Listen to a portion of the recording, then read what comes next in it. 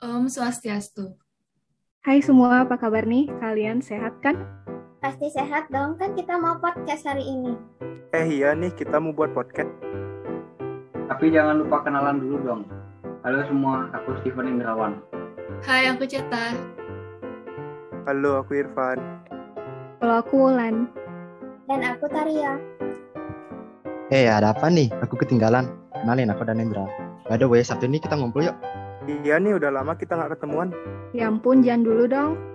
Lah, emang kenapa Wulan? Sekarang kan lagi musim-musimnya corona, jadi mending jangan kumpul-kumpul dulu deh. Ya elah, hari gini masih percaya COVID.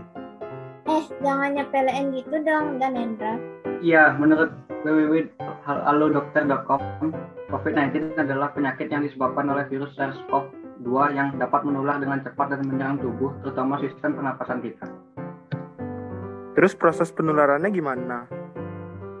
Jadi kayak yang dibilang Steven, Wulan cari di www.alodokter.com. Kan penularannya cepat banget tuh. Saat orang terinfeksi COVID-19, batuk, bersin atau berbicara, droplets atau partikel kecil yang disebut aerosol, membawa virus ke udara dari hidung atau mulut mereka dan masuk ke tubuh kita. Terus, gimana cara kita tahu kalau orang itu terinfeksi virus? Kalau yang Ceta kutip dari www.kompas.com, gejala yang paling umum itu ada batuk kering, flu, kehilangan indera perasa atau penciuman, tetapi gejala yang berat ada diare, muntah-muntah, demam tinggi hingga menggigil, sesak nafas, dan masih banyak lagi. Cara atau upaya untuk menghindari penularan virus corona gimana dong? Nah, kalau upaya yang paling sederhana untuk mencegah virus corona yaitu dengan mengikuti protokol kesehatan 5M. Baru pernah dengar tuh. Emang 5M itu apa? Jadi, yang termasuk 5M itu ada menjaga jarak, memakai masker, mencuci tangan, mengurangi mobilitas, dan menjauhi kerumunan. Ya, benar banget. Selain itu, kita juga harus minum vitamin, makan makanan bergizi, berolahraga yang cukup, dan berjemur setiap pagi kurang lebih selama 15-30 menit untuk mendapatkan vitamin D yang cukup. Itu informasi dari www.detikhealth.com. Emang bagusnya jemuran jam berapa? Nih, Wulan dapat info dari www.detikhealth.com juga. Katanya waktu untuk berjemur yang paling baik itu jam 7 sampai 9 pagi. Yoi, tapi kalian udah tahu belum apa dampaknya kalau kita udah menjalankan protokol kesehatan dengan baik?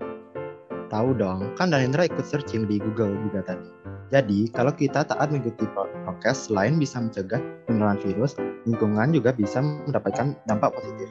Menurut hellosehat.com, dampak positifnya antara lain air sungai yang mulai terlihat jernih kembali, tingkat polusi udara yang menurun dan tidak adanya kemacetan di kota akibat dari berkurangnya penggunaan kendaraan bermotor karena kebanyakan orang bekerja di rumah sesuai prokes 5M. Tapi bukannya kalau banyaknya penggunaan masker jadi banyak sampah masker ya? Apalagi masker yang sekali pakai. Nah, itu dampak negatifnya. Oh iya, soal ngajutin yang diomongin Danendra tentang kendaraan bermotor, ini jadi nyambung ke topik kita selanjutnya, yaitu hidrokarbon. Karena pembakaran bensin yang dipakai kendaraan bermotor itu salah satu contoh dari pembakaran hidrokarbon. Emang hidrokarbon itu apa?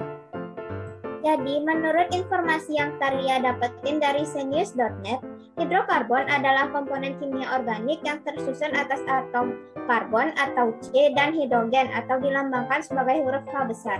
Atom karbon bergabung untuk membentuk suatu kerangka senyawa. Kemudian atom hidrogen menempel dalam berbagai konfigurasi yang berbeda. Seperti ini komponen keduanya, CXHY. Ya, benar banget. Perlu kalian ketahui juga nih, ada informasi dari Ruang Guru bahwa pembakaran bahan bakar minyak akan menghasilkan gas-gas sisa pembakaran. Kandungan utama bahan bakar minyak adalah hidrokarbon serta sedikit senyawa belerang, nitrogen, dan oksigen. Pembakaran sempurna hidrokarbon dalam minyak bumi menghasilkan karbon dioksida dan uap air. Sementara itu, pembakaran tidak sempurna akan menghasilkan partikel padat yang dikenal dengan asap dan berisi butiran-butiran halus dari karbon atau jelaga, karbon monoksida, karbon dioksida, dan uap air. Wah, Wulan baru dengar. Emang dampak dari pembakaran hidrokarbon ke lingkungan gimana? Irfan jadi ikutan baca nih. Gas karbon dioksida atau CO2 merupakan gas rumah kaca yang dapat menyebabkan terjadinya pemanasan global. Sedangkan gas karbon monoksida akan berkaitan dengan hemoglobin sehingga mengganggu fungsi hemoglobin dalam mengikat oksigen. Akibatnya, pada kadar tertentu dapat menyebabkan kematian. Sementara itu, jelaga merupakan serbuk halus dari karbon atau C yang jika dihirup dapat merusak alat pernafasan. Selain gas karbon dioksida dan karbon monoksida, dampak pembakaran bahan bakar dalam mesin kendaraan bermotor dapat menghasilkan gas belerang dioksida atau SO2. Karena di dalam minyak bumi terdapat senyawa belerang serta gas oksida nitrogen atau NOx. Karena untuk membakar bahan bakar bensin dalam mesin digunakan udara sebagai sumber oksigen dan udara mengandung gas nitrogen. Belerang dari minyak bumi dapat teroksidasi menjadi gas belerang dioksida atau SO2. Ketika di udara, gas SO2 ini dapat teroksidasi menjadi gas SO3.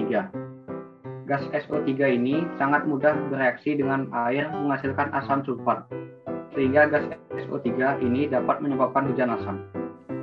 Oh iya, jadi ingat pada suhu tinggi, di dalam mesin kendaraan bermotor dapat terjadi reaksi antara nitrogen dan oksigen. Gas oksida nitrogen dalam kadar tinggi dapat menyebabkan iritasi pada mata sehingga menyebabkan mata perih dan merah. Selain itu, dampak pembakaran bahan bakar yang menghasilkan gas oksida nitrogen merupakan salah satu gas penyebab terjadinya efek rumah kaca atau greenhouse effect yang berdampak pada pemanasan global atau peningkatan suhu pada bumi. Sekarang kalian tahu kan dari mana dan bagaimana asap-asap di jalanan itu muncul? Selain itu, kalian juga tahu kandungan-kandungan apa aja pada asap kendaraan bermotor itu. Tetap berhati-hati ya, karena kandungan asap tersebut sangat berbahaya bagi kesehatan dan lingkungan. Nah, Karya setuju sama yang dibilang Ceta.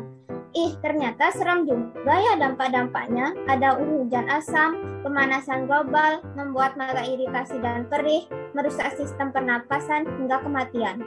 Makanya, kalian juga harus bisa mengurangi penggunaan kendaraan bermotor ya. Apalagi di masa pandemi ini, kita harus tetap menjaga kesehatan biar gak sampai tertular virus. Yap, betul banget. Nggak terasa kita udah lumayan lama nih ngobrolnya. Iya juga ya. BTW, Irfan udah lapar nih. Tapi sebelum pergi, kita simpulin dulu dong obrolan kita hari ini. Jadi teman-teman, kalau kita taat mengikuti prokes, selain bisa mencegah penularan virus, lingkungan juga bisa mendapat dampak positifnya. Menurut halosehat.com, dampak positifnya antara lain air sungai yang mulai terlihat jernih kembali, tingkat polusi udara yang menurun, dan tidak adanya kemacetan di kota akibat dari berkurangnya penggunaan kendaraan bermotor. Tapi, kalau dampak negatif dari pandemi ini, menurut kumparan.com, sejak terjadinya wabah penyakit COVID-19, permasalahan sampah dan limbah medis menjadi tantangan utama bagi masyarakat dan lingkungan. Tingginya angka penggunaan APD kesehatan, masker, sarung tangan, dan peralatan kesehatan lainnya membuat limbah medis meningkat secara drastis dibandingkan tahun-tahun sebelumnya. Wah, mantap Steven. Oke guys, jadi segini dulu ya untuk podcast kita hari ini. Sampai jumpa semua. Thank you guys, semoga podcast kita bisa bermanfaat bagi kalian ya. Have a nice day. Om Santi Om.